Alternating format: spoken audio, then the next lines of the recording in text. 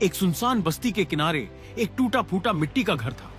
उस घर में 3 सगे भाई रहते थे, सलीम, रईस और बशीर। सलीम सबसे बड़ा था। दिन भर अपने सिर पर पगड़ी कसकर लाठी हाथ में लिए यूं चलता जैसे पूरे गांव का मालिक हो। उसका घमंड अपने बल और उम्र पर था। वह जानवरों को चलाकर लाता, हल चलाता, लेकिन हर काम के बाद भाइयों को ताना देता।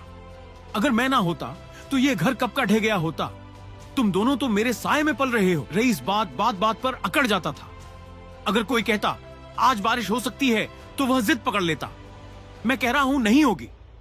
उसकी जिंदगी जिद और बहस में उलझी रहती। वो हमेशा सलीम से लड़ता और कहता तू बड़ा जरूर है मगर अक्ल तो मुझ में है। ये जानवर भी तुझसे बेहतर सोचते होंगे। बशीर सबसे छोटा था, चालाक जरूर था लेकिन सोच में कच्चा। उसे लगता था कि वह सबको आसानी से मूर्ख बना सकता है। कभी गांव से किसी का औजार छुपा देता और फिर कहता मैंने ढूंढ निकाला। वो कहता देखो मैं सबसे चालाक हूं, तुम दोनों तो सीधी गाय जैसे हो। इनका घर मिट्टी से बना था जिसमें कई जगह दरारें थी। छत से हर बारिश में पानी टपकता था। बाहर 2 बकरी और एक बूढ़ा गधा बंधा रहता। तीनों भाई सुबह सुबह निकलते, कोई लकड़ी काटता, कोई घास लाता, कोई चारा बेचने बाजार जाता।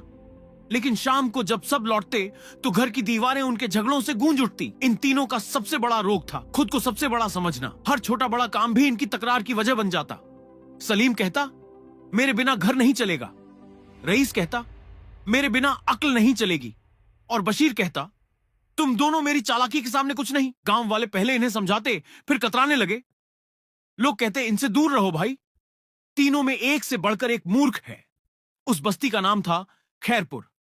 एक छोटा मगर बसी बसाई जगह जहां लोग खेतों में मेहनत करते, जानवर पालते और नमाज के बाद मिलजुल कर बैठते।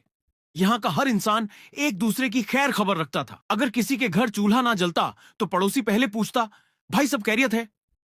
खैरपुर का उसूल था मोहब्बत से रहो, फिजूल बहस से बचो। और इसी उसूल पर वहां के लोग जीते भी थे। लेकिन जब से सलीम, रईस और बशीर जवान हुए थे गांव की फिजा में खटास घुल गई थी। जब तीनों भाई खेतों की तरफ निकलते तो लोग अपने जानवरों को जल्दी जल्दी खींचकर दूर कर लेते। कहीं रईस जिद में किसी की गाय को अपनी ना कह दे या बशीर चालाकी से किसी की रस्सी खोलकर कहे मैंने तो बचाया। और सलीम वो तो रास्ते में आते हर छोटे को डांटने लगता।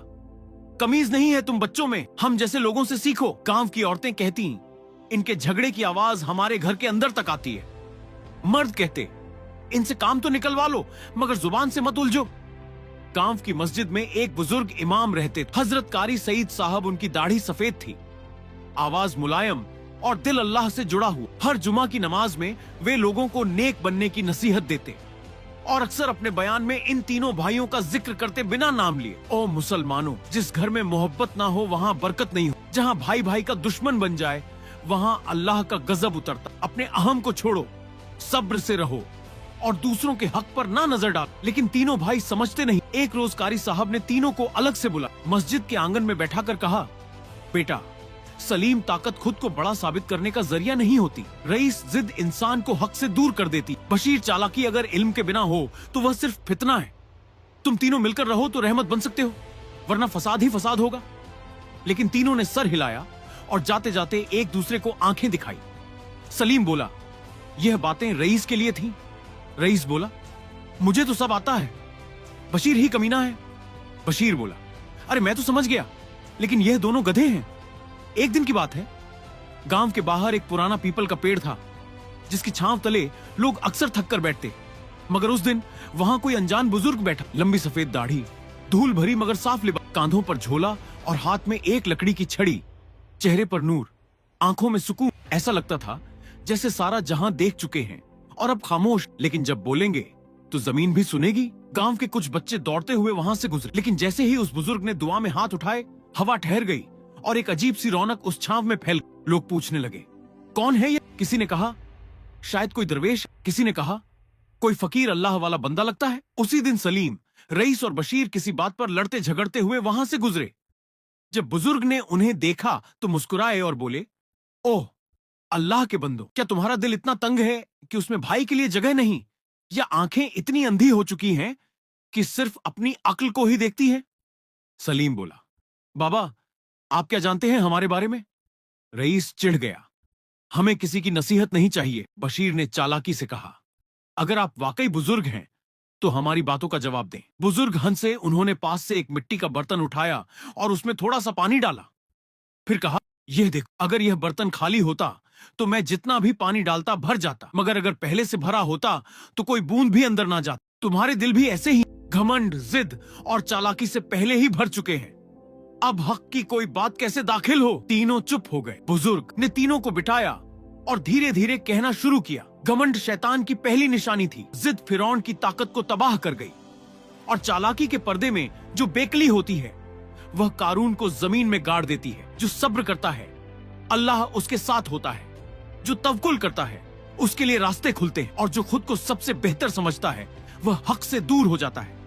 भाई की बुराई करना अपने हिस्से की बरकत खो देना है और लोगों को तंग करना खुद अल्लाह को नाराज करना है। फकीर ने आखिर में एक बात कही जो तीनों के दिल में कहीं गहरे उतर गई। तुम्हारे पास सब कुछ है, हाथ पांव, आंखें, जबान, लेकिन अगर दिल में खौफ ए खुदा नहीं तो यह सब सिर्फ जिम्मेदारी है और हिसाब का कारण सोच लो। आज लड़ रहे हो, कल मिट्टी में मिल जाओगे।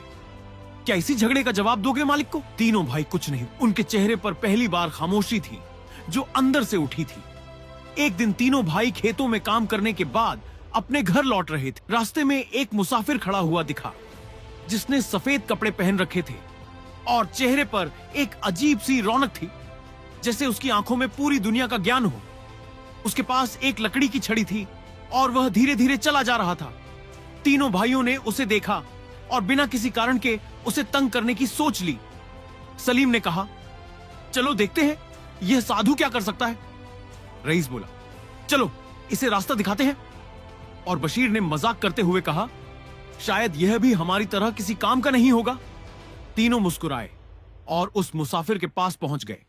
सलीम ने कहा, तुम्हारा क्या काम है यहां? यह जंगल और गंदगी से भरा रास्ता तुम्हें नहीं लगता कि तुम गलत दिशा में आ गए हो? रईस बोला, तुम क्या जानते हो, हम तो इस रास्ते के राजा हैं। बशीर हंसी के साथ बोला, तुम्हारे जैसे लोग सिर्फ भीख मांगने के लिए होते हैं, कोई काम धंधा तो नहीं करते। मुसाफिर ने शांति से सब सुना, फिर सिर झुकाकर कहा, अगर तुम समझदार होते तो यह बात तुम्हारी जुबान से ना निकलती, लेकिन तुम जिस तरह से मुझे तंग कर रहे हो, मैं सिर्फ एक ही बात कहूंगा। जैसे तुम दूसरों को परेशान करते हो वैसा ही एक दिन तुम खुद भी परेशान हो। तुम्हारी नासमझी तुम्हारी अक्ल से बढ़कर होगी और तुम खुद को अकेला पाएंगे। याद रखना, अल्लाह की राह में रुकावट डालने वालों के लिए कोई भी मदद नहीं होती। तीनों हंसे और बिना कुछ समझे चले गए, लेकिन जैसे ही वे कुछ दूर बढ़े उनकी मुस्कान खो गई। उनके दिल में एक अजीब सी बेचैनी महसूस हुई। कुछ दिन बाद तीनों भाई जंगल में लकड़ी काटने गए। गहरे जंगल में जाने के बाद वे एक ऐसी जगह पहुंच गए जहां उन्हें अचानक जंगली जानवरों का झुंड दिखा। सभी भाई घबराए और भागने की कोशिश करने लगे, लेकिन रास्ता बंद था। तभी एक भारी तूफान आ गया और बारिश के साथ तेज हवाएं चलने लगी। उनकी लकड़ी और सामान भी बह गए और वे घने जंगल में बुरी तरह से फंस गए। वे चिल्लाए, लेकिन कोई उनकी आवाज नहीं सुन सका। रईस ने कहा, क्या होगा अब? कोई हमारी मदद करने नहीं आया। सलीम चिल्लाया, हमारी ताकत कुछ नहीं कर सकती, अब हम क्या करेंगे?